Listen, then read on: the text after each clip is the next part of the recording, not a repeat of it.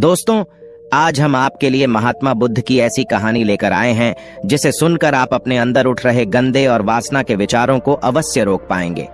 उससे पहले अगर आप भी भगवान बुद्ध को दिल से मानते हैं और उनके सच्चे भक्त हैं तो कहानी को पूरा सुने और चैनल को सब्सक्राइब करके कमेंट बॉक्स में नमो बुद्धाय अवश्य लिखें। एक बार एक युवक गौतम बुद्ध के पास आया और गौतम बुद्ध से बोला कि हे बुद्ध, मेरे मन में इतने गंदे विचार क्यों आते हैं? मैं नहीं चाहता कि मेरे मन में गंदे विचार आए, पर मेरे मन में हमेशा काम वासना के विचार चलते रहते हैं और मैं इनके बारे में सोच सोच कर बहुत परेशान हूँ। मेरी ऊर्जा और समय यह सब सोचने में ही नष्ट हो जाता है और इन सब के विचारों की वजह से मैं कभी भी शांत नहीं रह पाता और मैं हमेशा ही स्त्रियों को देखकर मोहित हो जाता हूँ, अपने आप को रोक ही नहीं पाता। बुद्ध मुस्कुराए और उन्होंने उस युवक से पूछा, क्या तुम्हें पता है यह काम वासना होती क्या है? फिर उसने ने उत्तर दिया और कहा, बुद्ध, मैं यह तो नहीं जानता कि काम वासना होती क्या है, पर हाँ, ये जो भी है बहुत बुरी चीज है। फिर बुद्ध ने उस युवक से कहा कि सबसे पहले तो तुम्हें यह समझना है कि प्राकृतिक रूप से जो भी चीज हमारे अंदर है वह बुरी नहीं है। हमारे जीवन में उसकी कुछ ना कुछ जरूरत है। वासना कोई बुरी बात नहीं है। ये तो हमारे मन की एक भावना है जो हमें किसी ना किसी चीज की कमी का एहसास करवाती है और फिर हम उस चीज को पाने के लिए उस चीज की तरफ आकर्षित हो जाते हैं। जैसे अगर तुम्हारे पास धन की कमी है तो तुम में धन पाने की वासना उत्पन्न हो जाएगी। तो वासना कुछ और नहीं, बस एक प्रकार की कमी है जो कि एक प्रकार की जरूरत का एहसास है, और जब यह जरूरत शारीरिक हो तो हम इसे काम वासना का नाम देते हैं। युवक ने गौतम बुद्ध को कहा कि बुद्ध, मुझे काम वासना का मतलब तो समझ में आ गया, पर आप मुझे यह बताइए कि यहाँ आती कहाँ से है और कैसे आती है? गौतम बुद्ध ने कहा कि काम वासना कहीं से आती नहीं है, ये तो हमारे अंदर ही होती है और इसका होना तो जरूरी भी है, तभी तो मानव जाति का विस्तार होगा। युवक ने कहा, जब यह हमारे अंदर ही है और जरूरी भी है तो फिर लोग इसे गलत क्यों बोलते हैं? बुद्ध ने कहा कि यही तो समस्या है। लोगों ने काम वासना को गलत तरीके से सोच लिया है, इसे छुपाने की, दबाने की कोशिश करते हैं। काम वासना गलत नहीं है, बल्कि काम वासना का गलत तरीके से प्रयोग करना गलत बात है। लोग जिससे प्रेम करते हैं बस उसी के लिए जीने लग जाते हैं, उसे पाना ही अपना मार्ग बना लेते हैं और उसी के बारे में हमेशा सोचते रहते हैं, पर यह सब गलत है।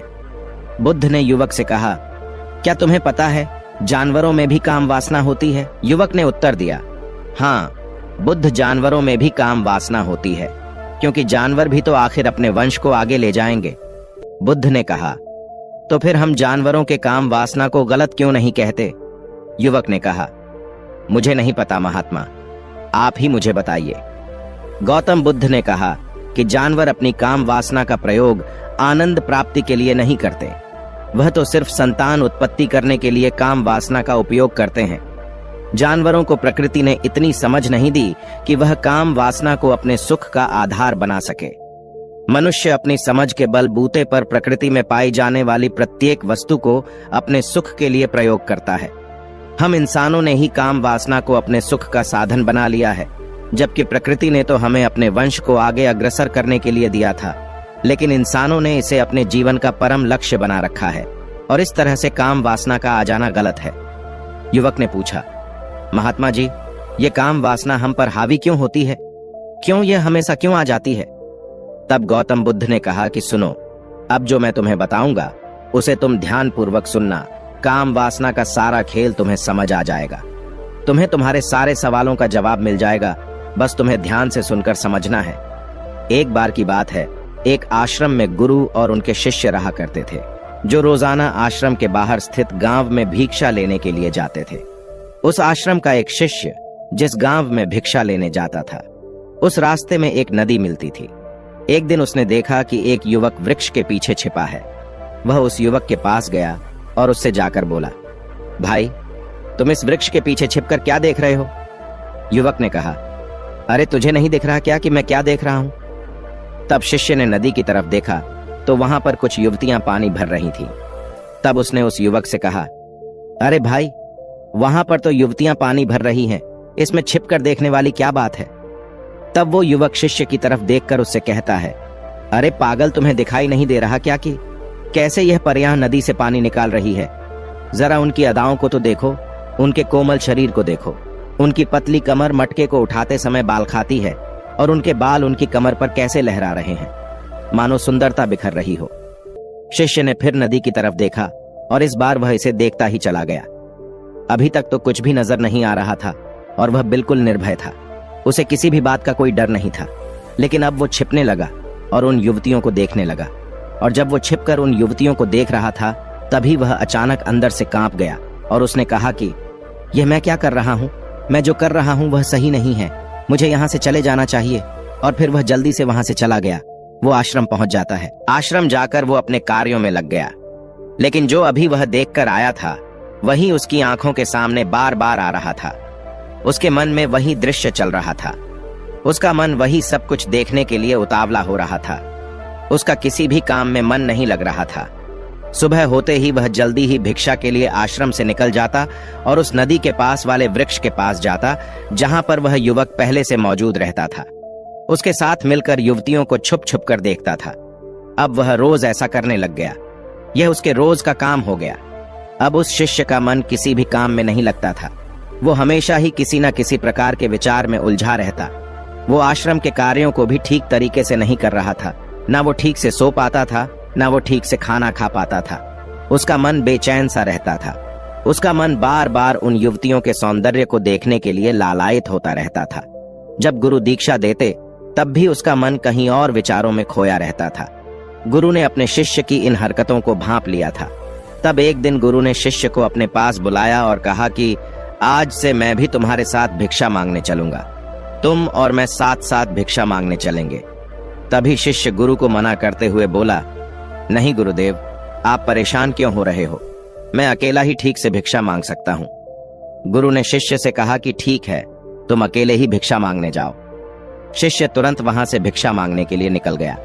उसके जाने के बाद गुरु भी आश्रम से निकल गए और शिष्य का पीछा करने लगे कि वो कहाँ जाता है, किससे मिलता है। ये सब देखने के लिए उसके पीछे पीछे चलने लगे। कुछ आगे जाने के बाद गुरु ने देखा कि उनका शिष्य एक युवक के साथ एक वृक्ष के पीछे अपराधी की तरह छिपा हुआ है और छिपकर कुछ देख रहा था। गुरु भी अपने शिष्य के पीछे गए कि आखिर उनका शिष्य क्या देख रहा है, जिसे देखने के लिए वो वृक्ष के पीछे अपराधियों की तरह छिपा हुआ है। गुरु ने देखा कि उनका शिष्य वृक्ष के पीछे छुपकर युवतियों को देख रहा था, जो कि नदी से पानी भर रही थी। तभी गुरु ने शिष्य को कहा कि तुम क्या देख रहे हो? अपने गुरु की आवाज सुनकर वह शिष्य घबरा गया और उसके पसीने छूटने लगे। वह थर थर कांपने लगा, जैसे किसी चोर को चोरी करते समय रंगे हाथों धर लिया हो। उसकी हालत खराब हो गई। वह कुछ भी नहीं बोल रहा था। उसके मुंह से कुछ टूटे फूटे शब्द ही बाहर निकल रहे थे। वो अपने गुरु से नजर भी नहीं मिला पा रहा था। गुरु ने शिष्य की तरफ देखा और कहा कि मेरा शिष्य तो निर्भय था, उसे तो किसी भी चीज का डर नहीं था, लेकिन यह क्या, तुम तो डर के मारे कांप रहे हो। शिष्य ने गुरु से कहा कि मुझे माफ कर दो गुरुदेव, मेरा इसमें कोई दोष नहीं है।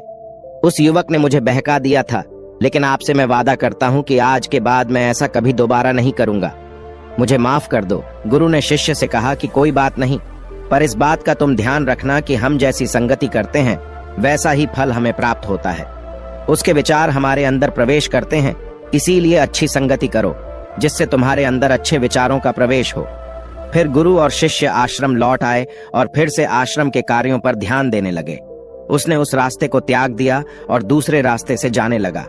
वो अपने काम को ध्यान से करता, लेकिन धीरे धीरे उसके अंदर क्रोध उत्पन्न हो गया और फिर वो दूसरों पर क्रोध करने लगा और बेचैन रहने लग गया। अब वो सही समय पर भोजन भी नहीं करता था। वह भोजन भी बहुत कम खाता था। एक रात गुरु शिष्य के पास आए और उसे बोले कि अब तक तुम कितनी बार अपने वादे से मुकर चुके हो।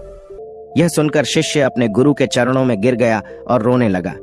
रोते रोते ही उसने गुरु से कहा कि गुरुदेव, मैं कई बार अपना वादा भूला हूँ, फिर वादा कर लेता हूँ, लेकिन हर बार मैं वादा भुला देता हूँ। मेरा मन मेरे नियंत्रण में है ही नहीं। मैं बहुत कोशिश करता हूँ कि मैं अपने मन से सारे बुरे विचारों को निकाल डालूं, लेकिन मैं चाहकर भी ऐसा नहीं कर पा रहा हूँ। फिर गुरु ने शिष्य को कहा कि चलो मेरे साथ। गुरु शिष्य को आश्रम के बगीचे में लेकर गए और शिष्य से कहा कि देखो, यहाँ पर कुछ नाली बनी हुई है, जिससे नदी का पानी इन पौधों तक आ रहा है और यह पानी एक निरंतर भाव से बह रहा है। क्या तुम इस पानी के बहाव को रोक सकते हो? शिष्य ने कहा कि हाँ गुरुदेव, मैं इस बहाव को रोक सकता हूँ। फिर शिष्य ने मिट्टी उठाकर उस नाली में डाल दी। वो पानी कुछ देर के लिए रुक गया और फिर कुछ समय बाद मिट्टी के ऊपर से पानी बह गया।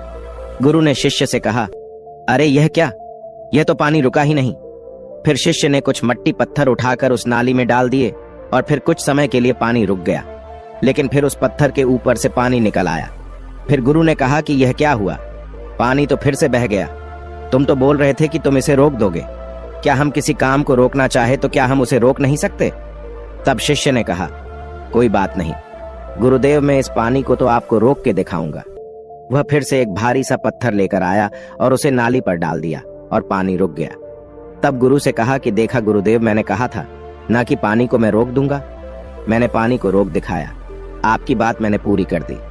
गुरु मुस्कुराए और बोले, अच्छा जरा ध्यान से देखो पा, ये रुक गया क्या? वो तो पीछे की नाली से बाहर आ गया और अगल बगल से बह रहा है। और ध्यान से देखो, इस पत्थर के आगे भी आ गया और यह पानी अपना रास्ता बदलकर फिर से आगे की तरफ बह जाएगा। और फिर कुछ देर बाद ऐसा ही हुआ। फिर गुरु ने शिष्य को समझाया कि तुम्हारे साथ भी तो ऐसा ही चल रहा है। तुम बार बार प्रयास कर रहे हो, पर हर बार तुम्हारा प्रयास टूट रहा है और यह हमेशा टूटता ही रहेगा। तुम कितना भी मिट्टी पत्थर रख लो, लेकिन पानी तो अपना रास्ता बना ही लेगा। ये सब देखकर शिष्य ने गुरु से कहा कि हे गुरुदेव, क्या कोई तरीका नहीं है जिससे मैं गंदे विचारों से बाहर निकल सकूं और यह मेरे मन में आए ही नहीं? गुरु शिष्य को एक नदी के पास ले गए जहां से उस बगीचे में पानी आ रहा था। गुरु ने शिष्य से कहा, वो पानी इसी नदी से जा रहा है। अगर हम यहीं से उस रास्ते को बंद कर दें जहां से पानी बगीचे में जा रहा है, अब क्या हम पानी को रोक नहीं सकते? शिष्य ने कहा कि हाँ गुरुदेव, अवश्य ऐसा हो सकता है।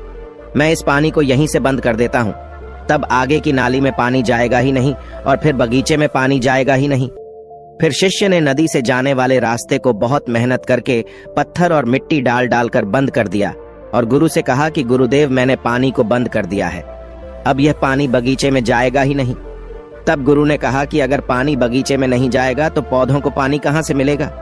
उन पौधों को तो पानी की आवश्यकता है और उन पौधों में कुछ पौधे तो ऐसे हैं जिनको रोज पानी की आवश्यकता है।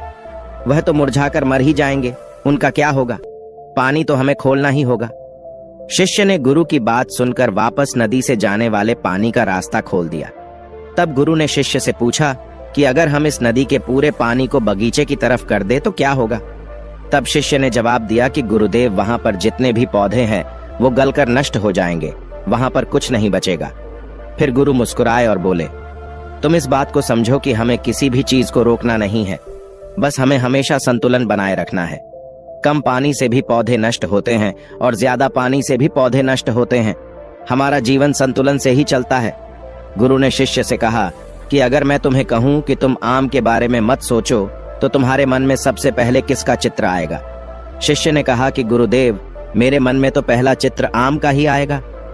गुरु ने कहा कि जब हम गंदे विचारों को जबरदस्ती रोकने का प्रयास करते हैं तो वह और मजबूती के साथ हमारे अंदर प्रवेश करते हैं, हमारे अंदर उठते हैं। इसीलिए हमें उन्हें कभी भी दबाने की कोशिश नहीं करनी चाहिए। फिर गुरु ने शिष्य को समझाते हुए कहा कि हमारे गंदे विचार बुरे लोगों की संगति करने की वजह से भी आते हैं। कई बार क्या होता है कि कामुकता हमारे अंदर होती नहीं है, लेकिन कुछ अश्लील लोगों के साथ रहने की वजह से ये हमारे अंदर हावी हो जाती है। फिर शिष्य ने कहा कि गुरुदेव, आप सही कह रहे हैं, मैं अपने मार्ग से भटक गया था। फिर वह शिष्य उस रात बहुत ही चैन की नींद सोया। सुबह अपने कार्यों को पूरे मन से किया और फिर सुबह वो भिक्षा लेने के लिए उसी रास्ते से गया जहां वह युवक आज भी वृक्ष के पीछे छुपकर उन युवतियों को देख रहा था। वह शिष्य नदी पर गया जहां वह युवतियां पानी भर रही थीं। उसने उनसे पानी मांगा। उनमें से एक ने उसे पानी पिलाया और उस सन्यासी शिष्य के चरण छुए। शिष्य ने उसे आशीर्वाद दिया कि तुम्हारा कल्याण हो। उसका मन सकारात्मक ऊर्जा से भर गया। उसके चेहरे पर मुस्कान आ गई थी, जैसे कि उसे कुछ खोया हुआ वापस मिल गया हो। वह वापस अपने रास्ते से जाने लगा। तभी पीछे से वह युवक आ गया जो वृक्ष के पीछे छुपा हुआ था। वह शिष्य के पास आया और बोला कि क्या बात है, आज तो तुमने नजदीक से दर्शन कर लिए, तुम तो मुझसे भी आगे निकले। तब शिष्य ने कहा कि हम हमेशा दूसरे के दर्शन करने में ही व्यस्त रहते हैं, अपने दर्शन कर ही नहीं पाते। तुम कब तक इस वृक्ष के पीछे छुपते रहोगे? किसी को पसंद कर लो, उससे बोल दो। अगर वो भी तुम्हें पसंद करती है तो शादी कर लो, और उससे पहले तुम कुछ बन जाओ। अपने आप को पहचान लो, ऐसे अपना समय बर्बाद मत करो। फिर वह युवक रोज उससे मिलने लगा और उस युवक ने नदी पर जाना त्याग दिया। और फिर वो युवक अपने जीवन में कुछ बनने के लिए संघर्ष करने लगा। तो तुमने देखा संगति का असर क्या होता है। अपनी संगति बदलो, अपने विचार बदलो। बुद्ध ने युवक से पूछा कि क्या तुम्हें तुम्हारे सारे सवालों का जवाब मिल गया? तब युवक ने कहा कि हाँ महात्मा जी, आपका बहुत बहुत धन्यवाद। तब गौतम बुद्ध ने युवक से कहा कि जब तुम्हारे मन में गंदे विचार आए तब आप अपने आप को दोषी मत मानो, केवल उन विचारों में संतुलन बनाने का प्रयास करो और अपने आप को पहचानो। धन्यवाद। दोस्तों, आप इसके बारे में क्या सोचते हैं? कमेंट में जरूर बताइएगा। और वीडियो अच्छी लगी हो तो वीडियो को लाइक और रोजाना ऐसी वीडियो देखने के लिए हमारे चैनल को सब्सक्राइब जरूर करें। धन्यवाद मित्रों, मिलते हैं